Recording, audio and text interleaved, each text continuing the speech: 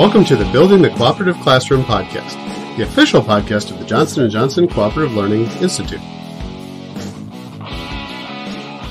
Welcome to the Building the Cooperative Classroom podcast. With me, as always, we've got Derrick Swistak.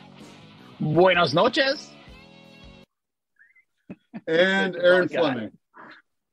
Hey. Up is down, left is right, dogs and cats living together. So this week, we are going to talk about structured academic controversy. We're going to start, probably about a 2 or 3 part series on this idea of using our cooperative context and using the cooperative skills that our students have been learning to engage in a deep dive into an academic controversy. So I know this is probably one of my favorite parts of cooperative learning, in teaching it, in learning about it, but also implementing in the classroom. Derrick, Aaron, have you guys had a lot of experience, a lot of opportunity to do structured academic controversy in the classroom? As much as I'd like, but definitely plenty more than probably most science courses. I'm going to concur with Derrick. Certainly, I would love to have more going on, but it is such a powerful experience, and I can't wait to take everybody through it. So the structured academic controversy is a way that we use this idea of disagreement. We use this way of differing viewpoints to build consensus, to make students move beyond simple consensus and to get to that point of problem solving. So we examine multiple sides of an issue. We force students to do different perspective taking, and ultimately the entire group has to agree on the proper course of action. So I can give an example of something that I used to do in the classroom. So at the end of every biology unit, we would examine something that related to the content. So after our anatomy and physiology unit and our animal dissection, we would investigate the ethics of using animals in scientific testing. And so we would read a number of articles about the benefits. We'd read a number of sources that talked about how you can do that kind of research without using animals. And then I'd put students in groups after they had done their research, and they would debate the issues. They would come back and forth, and together in a group of 4, they would have to come up with a statement of intent that said, here's how we feel about animal testing. Here's the situations, if at all, that it's necessary and that it's useful. And here's the reasons we wouldn't use it. And it was so interesting watching these high school freshmen engage with something that some of the best minds in bioethics were wrestling with. It was a lot of fun. We'd spend 2 or 3 days each unit just really digging into these problems. Like I said, it was one of my favorite cooperative structures to use. What did you feel like, Adam, when you were doing those end of the unit biology controversies? If you could boil it down to 1 or 2 or maybe 3 things, or maybe there's more than that you'd want to talk about, like, what are the non-starters in order to be able to have students digging into that problem solving level and that consensus building at a high level? What needs to be happening in a classroom? Great question. So first thing, we always had to make sure that there was a cooperative environment, so that the students were comfortable working with each other, that we were well beyond those forming skills. If we're looking at our social skills game board, that our students were used to working together. So that if we were struggling getting to those basics, it was not the time you wanted students to really get into that deep dive and things that could be somewhat personal. Another thing we always had to make sure is really crafting what was the controversy that we were going to work on. So things that were overtly political, things that maybe even bordered on religion, or getting into those personal morals. So ethics being big ideas of right and wrong societally were okay, but getting into things that were sort of morally distasteful to an individual was a little bit harder to do. Finding those particular controversies to dig into was tricky. But once you had those 2 pieces, you had a good controversy and you had the students thinking in the right ways, then it was just a matter of putting that structure in place. And that's where the structured academic controversy comes in. Yeah, and I think, you guys said it exactly right, which is this is not something that you start off with. It's not a lesson that you try to build because somebody's coming to your room. It's not something that an easy thing it's something that needs a lot of practice. It's something that you need to have built up your learning community culture. You need to make sure that kids trust each other and they are worthy of trust.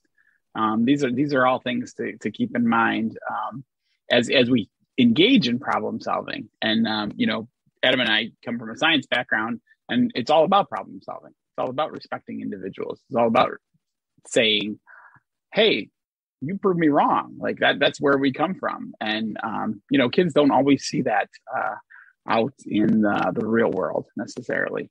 So I think one of the benefits of the structured economic controversy is that we use conflict constructively, so that sometimes you think of cooperative learning, everybody's got to get along, everyone's got to be nice to each other, but we can really show that disagreement is okay, disagreement is valued, disagreement is important, that learning comes with struggle. And if you're struggling against yourself, it's difficult, but if you're struggling against a partner or against a group to wrestle with the ideas, that's where that true learning is going to happen. School doesn't necessarily, it has to be a safe environment where you can take chances, but your ideas aren't necessarily safe.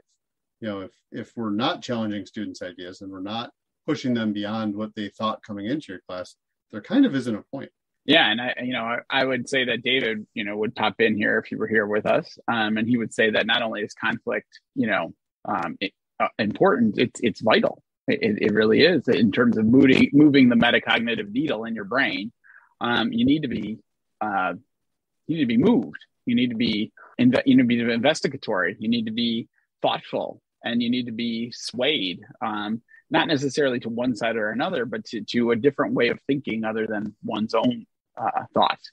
So really at the highest level of understanding, we try to put something into practice. If you followed along on the social skill game board, that's about as high as you can get up there, is like actually trying something out in the real world. Well, before you try something out in the real world, you definitely want to be sure that you've talked it through and be sure that it's going to be something that's worthwhile, or something that you think is going to be worthwhile. Not just go with your first guess, not just go with your first thought. Listen, I'm going to test you guys. Do you remember what the last square on the game board is? Test reality by checking others' understanding. Yeah, testing reality by checking work. I think this is the perfect representation of that, is that we are testing reality by looking at the work of others. So what logical leaps did your partner take, and does that match your worldview?